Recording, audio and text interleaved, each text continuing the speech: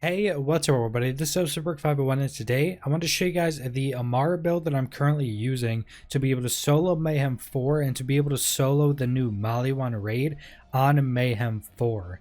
Now, I've done builds with pretty much the exact same talent layout before, but this build has quite a bit different of item choices, including a new anointed effect that spawns like grenades that was added with this most recent patch. Now, this build actually allows you to do 4 different elements on a single shot of a weapon, and that's pretty much any weapon depending on the elemental effect on the weapon, and it can do 3 different elements and kinetic damage if you're using a kinetic weapon. So something like the masher, which I do use in this build, will also do 3 different type of elements plus just the normal kinetic damage. So let's go right into the talents. So before we get into the talents, I have already recorded a video of me soloing the raid on Mayhem 4 with this build, but I didn't have all the items I have that I'm going to be showing in this video. So this version is going to be even stronger than what I already soloed the raid on Mayhem 4 with. So it's ridiculously strong. This is pretty much the exact same talent layout as my Battle Mage Amara build, which is my most recent Amara build. And it's a build I thought I'd be doing the raid with, and I was correct. Pretty much everybody that wants to solo the raid on Mayhem 4 with Amara is probably going to be using this build. It's, in my opinion, by far the strongest. So first off, what ability are we mainly using? So mainly we're using Ties of Bind, which basically you phase grasp an enemy and then it links all the other enemies to that and they'll take a percentage of the damage. Now this is so good because all the linked enemies will be considered taking action skill damage, which means say do harm that gives you increased action skill damage will do increased damage to all the linked enemies. This is what facilitates basically one-shotting or pretty close to one-shotting big groups of enemies, and it just does a ridiculous amount of damage. We're also using Allure. You can switch between Allure or Soul Sap if you need more healing. Usually with 2 into sustainment, which we went into, you really won't need more healing too much depending on what you're doing, because usually if I don't just instantly die after my shield's gone, I heal up pretty quickly. But if you feel like you need more healing, you could definitely switch to Soul Sap. I usually keep it on Soulfire, but you can switch to Shock if you need to and are using a different weapon.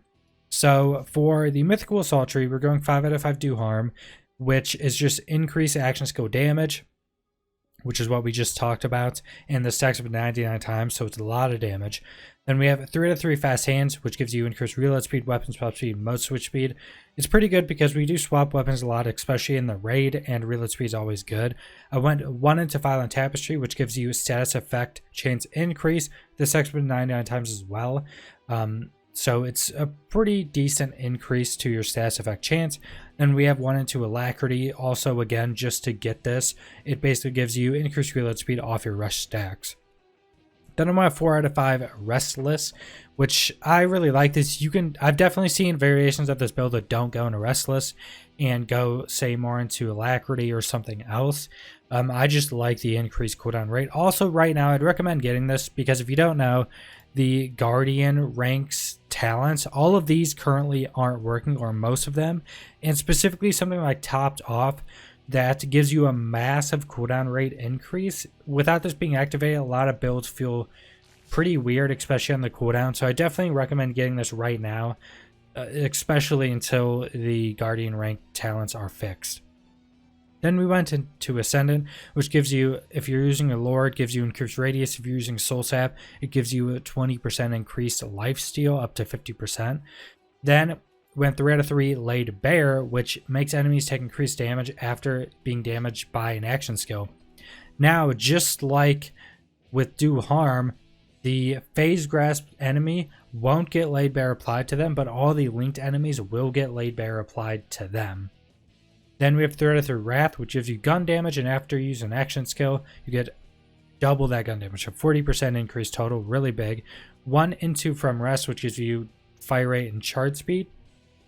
Then 3 out of 3 Awakening, which gives you increased effectiveness on your rush stacks, which just increases all of our rush stack talent. Now you can also take, say, one out of Wrath or maybe one out of Laid Bare or something like that and put in a Remnant if you want to, because this will do increased damage off overkill damage, so you could do massive damage to a single target. You could definitely do it. I think it might be worth to, say, take one out of Wrath or something and put it into that, or maybe one out of From Rest or something like that, but I just chose against it. It's not really going to be a massive difference, I don't think, in between just getting one of these damage increases and Remnant. Basically what this does is when you kill something with a gun or an action skill, it creates a ball that just goes to a target and does a lot of damage. And it does overkill damage, so say if you're doing a Ties of Banya, you one-shot all the enemies, it'll just create a ball that pretty much will go one-shot another enemy. Then we have Avatar. The main thing about this is we're getting bonus rush stacks, and this basically lets you use your action skill twice within one cooldown. Now the rush stacks is probably the most important part of this though, and we'll go over that when we get to the items. So then for Fist of Elements, we have 5 out of 5 Anima, which is just stats effect damage, duration, all really big damage increases. Then we have 5 out of 5 Infusion, which converts 40% of your damage into your action skill element. Now, some confusion with this. This pretty much doesn't do anything to the base damage of what you're using. But say if you're using a fire weapon and then you're also using Soulfire, which is the fire action skill element. If you're doing that, if you apply a fire status effect to something, it will just go off some really low base damage off your action skill element. It won't go off the weapon. So pretty much you just want to use weapons with a different element on them than whatever your action skill element is you're using. That's pretty much the rule if you're using Infusion.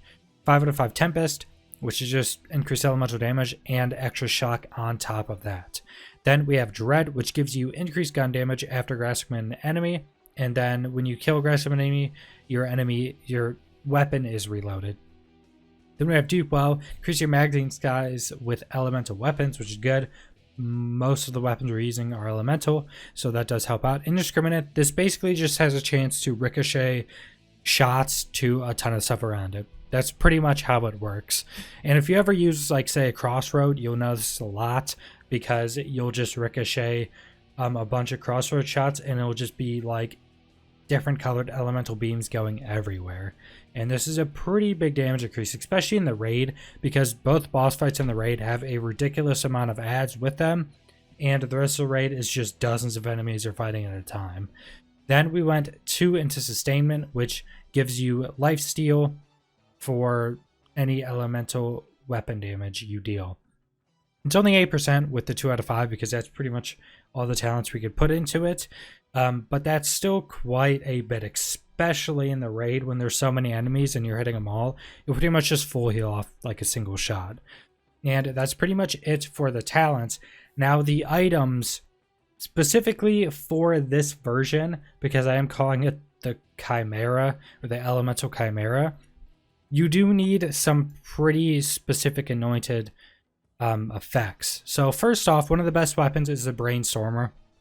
Basically what this does is shooting an enemy, you just have a chance to basically create a chain lightning on that enemy that chains to all other enemies, and it just constantly deals really quick damage to everything around it. And as you see, if you have a bunch of enemies near each other, it just does ridiculous damage, and it destroys shields super quickly, and then past that it does a ton of extra damage, because remember, this is shock, so we're also doing a portion, it's taking a portion of that, turning it into fire. And then we also have the Terrified Anointed that does 50% bonus cryo. Now that's bonus, so that will just add 50% extra damage, and it's cryo damage. So that's 3 different elements we're doing while using the Brainstormer. Then one of the new illustrated effects that can come on grenades is this. And this can be done with every element, but I'm using corrosive specifically because this is pretty much the reason I was able to solo the raid, because the last boss, a lot of stuff is armored. So this on actions go end gained 50% bonus corrosive damage with weapons for 10 seconds. Now again, that's bonus. So that's just adding an extra 50% damage and making it corrosive. So that's how we get our 4 different elements. You can get this anointed on any grenade, and and it can be any element. So you can switch it up if you have different grenades. I would love to have this on a different grenade. I don't really like the fastball at all, but I would love to have this on like a reoccurring radiation hex, because then I could apply radiation to pretty much everything in the area pretty easily, and that would be another element that I could easily apply. So that's how we actually get all of the elements on our weapons, and that's why we can do 4 elements with a single shot, and that's how it's an elemental chimera. Now say something with a Maggie, which I specifically started using this because some of the badass enemies in the raid I was having a hard time killing, and this thing does a ridiculous amount of damage. And this, since it's a non-elemental weapon, will do 3 different elements. It'll do the corrosive, it'll do the fire, it'll actually do 2 elements, not 3, because this has the terrified on it. Now if we had one with the cryo terrified damage on it, it would do 3. So this does 2 right now. It does the fire, and then it does the corrosive, but then it also does kinetic, so I guess technically 3. And this just does a ridiculous amount of damage as well. But anything else, say if we're using this one, this is shock again, so it will do 4 just like the Brainstormer will. And as you'll see, since you're hitting with 4 different elements, it can apply those 4 different elemental status effects on a target. So you'll see in some of the footage that it's just like really insanely quickly fast scrolling of different damages, of different color damages, because you have 4 status effects on the target. Absolutely ridiculous. Actually, I can show you on the target dummy right here. So if we shoot Jack, it's just doing shock and fire, because both our other 2 are triggered off being terrified and then on action skill end. So we'll do this, and now we are actually doing 4. It's kind of hard to see, but we're doing cryo, we're doing corrosive, we're doing fire, and we're doing shock, all in a single hit of this weapon. And then you'll see if we use the pistol, we're doing fire, and then we're doing kinetic. Is it not actually? Okay, it timed out. So then we're also doing corrosive now. So it's just absolutely ridiculous. It's actually super fun to be able to just easily do all of these different elements with like a single shot. So those are super good, and especially in the raid, having weapons like this with the anointed, which is phase slam, increase your weapon damage by 300% for a short time. Now specifically, Cutsmans are amazing for killing bosses.